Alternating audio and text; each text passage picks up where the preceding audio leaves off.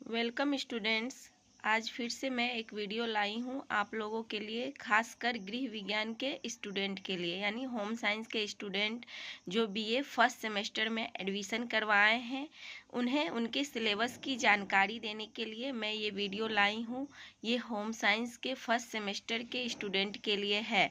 तो मैंने एक वीडियो बनाया भी है फर्स्ट सेमेस्टर के सिलेबस का, जो कि इंग्लिश में था, और मैंने बोला था कि मैं हिंदी में भी बना दूंगी हिंदी वाले स्टूडेंट के लिए, क्योंकि बहुत से बच्चे इंग्लिश में सिलेबस नहीं समझ पा रहे हैं जो हिंदी बैकग्राउंड के हैं। तो उनके लिए मैं हिंदी में ये वीडियो लाई हूँ। तो चलिए हम लोग जानते हैं बेसिक चीज़ें कि क्या सब हमें पढ़ना है बीए फर्स्ट सेमेस्टर में। जी हाँ फ्रेंड, तो ये जो मेजर है, मेजर एमजेसी मैंने लिखा, इसे मेजर जिसका भी होम साइंस है, गृह विज्ञान, उसे एमजेसी बोला जाता है, और एमजेसी फर्स्ट यानी फर्स्ट सेमेस्टर के लिए एमजेसी फर्स्ट। तो चलिए इसे समझते हैं हम लोग। खाद्य और पोषण क्या है सिलेबस? खाद्य और पोषण, जैसे कि इंग्लिश में मैंने बताया था सिलेबस में फूड एंड न्यूट्रिशन था, तो इसे हिंदी में आज अच्छे से समझते हैं और इसकी तैयारी में आप लोगों को सुविधा हो जाएगी। खाद्य और पोषण इकाई 1, 5 इकाई है टोटल मेजर वाले के लिए, मेजर गृह विज्ञान के लिए। तो इकाई 1 में है भोजन और पोषण का परिचय। भोजन और पोषण में प्रयुक्त परिभाषा और शब्द। भोजन के कार्य, मतलब भोजन क्या क्या कार्य करते हैं। संतुलित आहार की अवधारणा, ये सब क्या है, बिंदु हैं, यानी कि टॉपिक हैं ये सब इकाई 1 के। संतुलित आहार की अवधारणा। फिर है कुपोषण, प्रकार, कारण, लक्षण और उपचार। फिर है भोजन योजना के चरण, परिवार के लिए भोजन योजना को प्रभावित करने वाले कारक। फिर है खाद्य विनिमय सूची, खाद्य पिरामिड। ये सारे टॉपिक हैं इकाई 1 के। तो इस सारे टॉपिक को अच्छे से डिटेल से आप लोगों को पढ़ना है। फिर इकाई 2 है, इकाई 2 में है विभिन्न खाद्य समूहों की बुनियादी अवधारणाएं, वर्गीकरण, संरचना।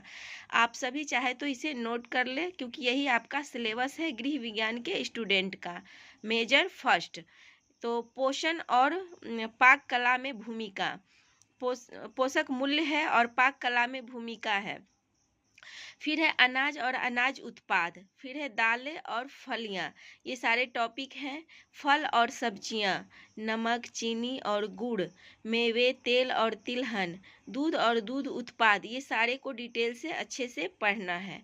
अंडे, मांस, मुर्गी और मछली, मसाले और मसाले के महत्व और कार्यात्मक गुण। तो ये सारे टॉपिक को भी पढ़ना है इकाई 2 में, ये इकाई 2 का है। फिर इकाई 3 है मैक्रोन्यूट्रिएंट, यानी कि बृहद पोषक तत्व।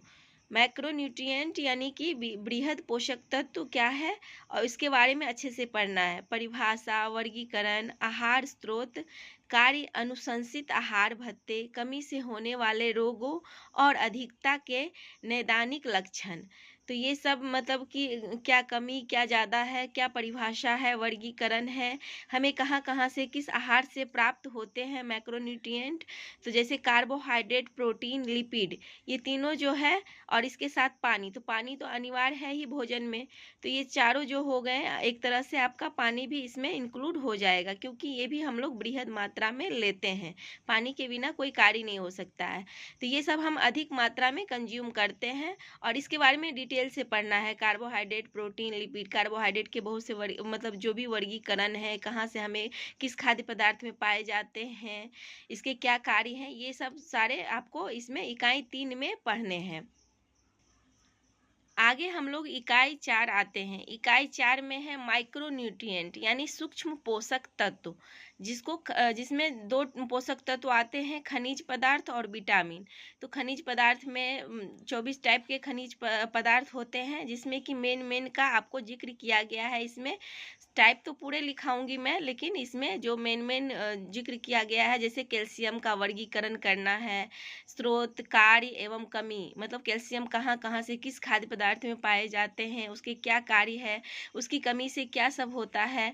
Phosphorus, magnesium, sodium, potassium, selenium, iron, zinc, iodine, तांबा।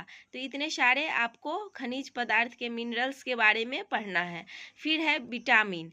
तो विटामिन में वर्गीकरण, यानी जितने भी टाइप के विटामिन हैं, vitamin A, B, C, D, E, के जो भी है, तो उसका वर्गीकरण करना है, उसके क्या कार्य हैं, स्रोत क्या है, मतलब प्राप्ति के साधन क्या है, कहाँ से हमें मिलता है, आवश्यकता क्या है, नैदानिक संकेत और लक्षण और कमी।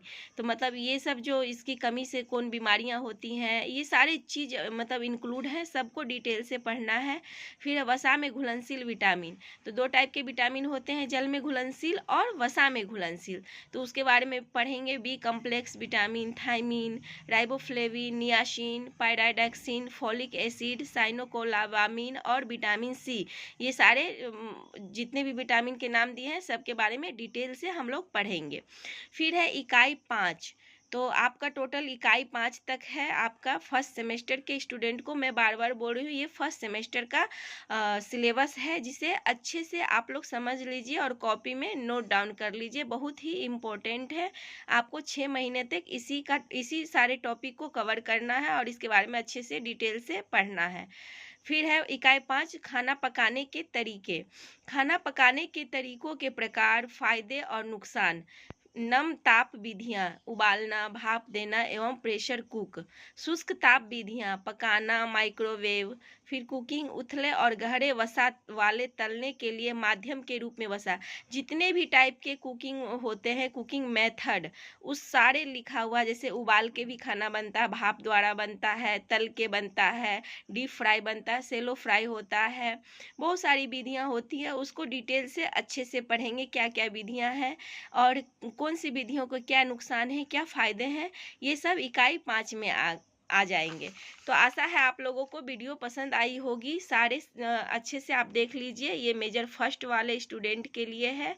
खाद्य और पोषण है जो आप लोगों का टॉपिक, उसमें 5 इकाई हैं। पाँचों इकाई को अच्छे से आप लोग पहले लिख लीजिए। तो हिंदी वाले स्टूडेंट के लिए आशा है आप लोगों को अच्छे से समझ आया होगा कि क्या सब पढ़ना है। और फिर नई जानकारी के लिए और नई कुछ आप लोगों के पास लाऊं, इसके लिए चैनल को सब्सक्राइब कर लीजिए और लाइक ज़रूर कीजिए और इसी तरह से मेहनत करते रहिए। Thank you so much.